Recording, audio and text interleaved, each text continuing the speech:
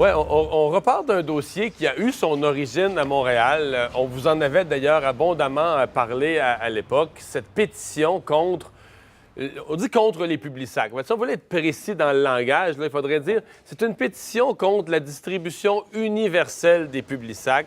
Ce qui est souhaité par la pétition, c'est que si vous voulez un Publisac, il faudrait y aller par une forme d'abonnement, c'est-à-dire que vous pourriez avoir, par exemple, plutôt que d'avoir un autocollant, pas de Publisac, on aurait un autocollant « Je veux un Publisac » et donc les gens qui distribuent n'auraient le droit que de distribuer uniquement au foyer, aux boîtes à lettres où il y a une inscription qui le réclame.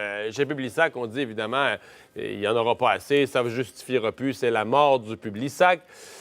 Si on en reparle aujourd'hui, c'est qu'il semble que ce mouvement s'élargisse, c'est que, à Montréal, la pétition est déjà là, c'est déjà fait, etc., mais qu'il y aura un mouvement à la grandeur du Québec, là, que des gens d'autres régions réclament la participation à un tel mouvement. Charles Monpetit est l'instigateur ici à Montréal du mouvement anti-Publisac. Bonjour, M. Monpetit. Bonjour. Qu'est-ce que vous avez comme signal d'une volonté plus large dans le reste du Québec d'une pétition semblable? Bien, premièrement, à la suite de la démarche qu'on a faite à Montréal, j'ai reçu des messages d'un peu partout au Québec. Là. On a 4000 abonnés sur notre page Facebook Anti-Publisac. Et ces gens-là n'arrêtent pas de me demander comment est-ce qu'on peut implanter ça dans leur ville. Alors, je les conseille présentement, puis dans 30 villes, il y a des gens qui font présentement une démarche similaire à celle qu'on a faite à Montréal. Dans 30 villes? Oui. Mais 30 villes au Québec, c'est quasiment toutes les villes de moindrement d'importance, là. Bien, je dis pas que c'est les 30 plus grosses, par exemple. OK. Des fois, ça peut Ça être... peut être des plus petites aussi. Oui. Par exemple, il y en a à Longueuil, il y en a à Rouyn-Noranda. C'est vraiment à la grandeur de la province. Mais, à la suite de tout ce qui s'est passé à Montréal, j'ai aussi été contacté par la responsable de l'environnement de Québec solidaire, Ruba Gazal, et elle m'a dit que ça serait bien de changer non pas les règlements municipaux, mais les lois provinciales pour que ça soit vraiment universel au Québec d'essayer, d'une part, de remplacer le système actuel de distribution à tout le monde par une distribution uniquement à ceux que ça intéresse, et d'autre part, de remplacer les fameux sacs de plastique qu'ils utilisent pour emballer toutes ces circulaires, il y en a 3,5 millions par semaine, par des enveloppes de papier, ce qui éviterait d'avoir à séparer les sacs de plastique puis les circulaires en papier, parce que présentement, tant que les deux sont mélangés, c'est pas recyclable. Juste les jours de pluie, ce serait moins beau, là. Bien, ça, c'est une autre chose. On prétend que les sacs de plastique, c'est là pour lutter contre les intempéries. Mais la loi et les règlements présentement à Montréal, entre autres, disent que les circulaires doivent être mises dans les boîtes à lettres, comme le courrier ordinaire qui n'en a pas de sac de plastique. Alors, pourquoi soudainement les circulaires doivent être précieusement emballés alors que le courrier, lui, ne l'est pas? Peut-être parce que dans les faits, on ne les met pas dans les boîtes à lettres, on les lance partout, là. Mais la permission de distribuer des circulaires a été accordée à cette condition-là. Si la compagnie ne la respecte pas, bien là, je regrette. On n'est pas en train de lui enlever un privilège universel.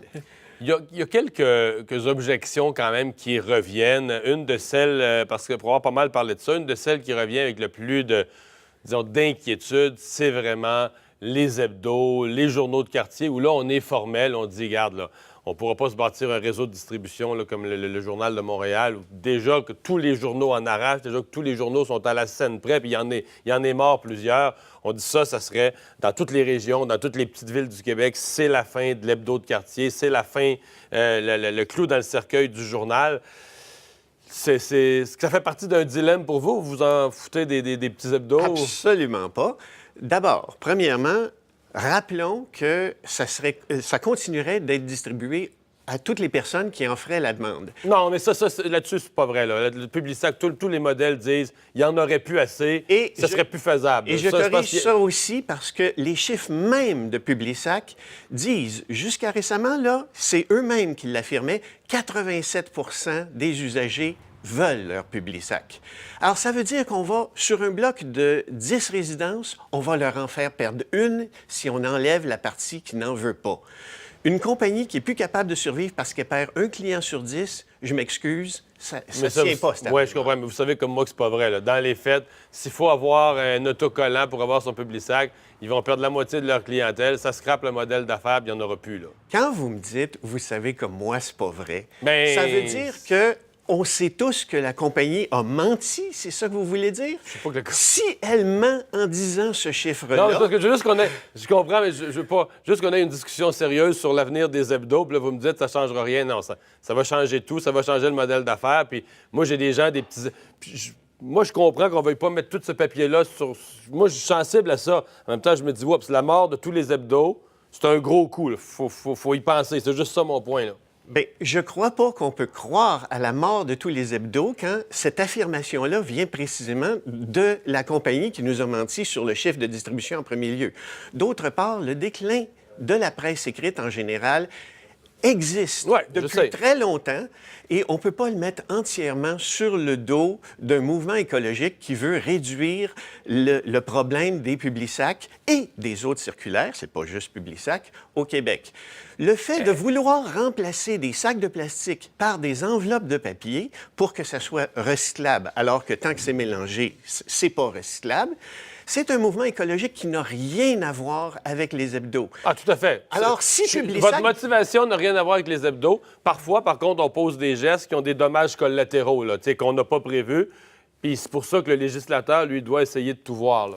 Mais justement, si la compagnie dit on ne peut pas remplacer les sacs de plastique par des enveloppes de papier parce que ça va être la mort du Publisac, premièrement, peut-on le croire? Puis deuxièmement, je ne vois pas le rapport du tout avec les hebdos s'ils sont emballés dans des enveloppes de papier. C'est pas l'enveloppe de papier.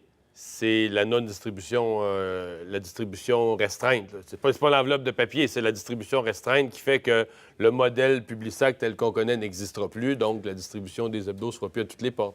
Je n'avale pas cet argument-là. J'entends bien que vous ne l'avalez pas. D'autant plus que ça vient de la part d'une compagnie qui fait 2,5 milliards par année. Alors, dire qu'il faudrait qu'elle ajuste son modèle d'affaires, je ne crois pas que ça soit hors de sa portée de faire un ajustement comme celui-là. Si elle affirme qu'elle ne le peut pas, c'est tout simplement par inertie en attendant de voir ce qui va se passer. Mais par le passé, chaque fois qu'il y a eu une loi qui demandait un ajustement de la part d'une compagnie qui est nuisible pour l'environnement, celle-ci a commencé par protester et ensuite, lorsque la loi est quand même passée, elle s'est ajustée.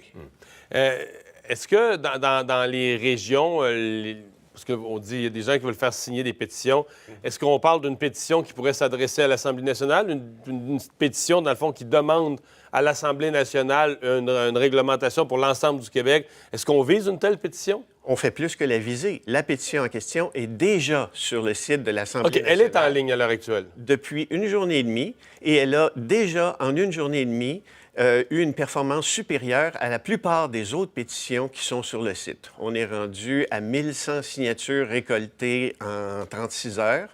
Et donc, elle est parrainée par Québec solidaire. Oui, c'est ça.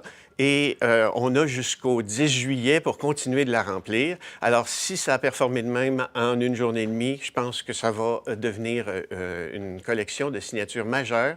Et il n'y aura pas d'autre moyen que de reconnaître que c'est la volonté de la population de faire arrêter ce gaspillage-là. Monsieur Monpetit, merci d'avoir été avec nous. On va surveiller l'évolution de ça.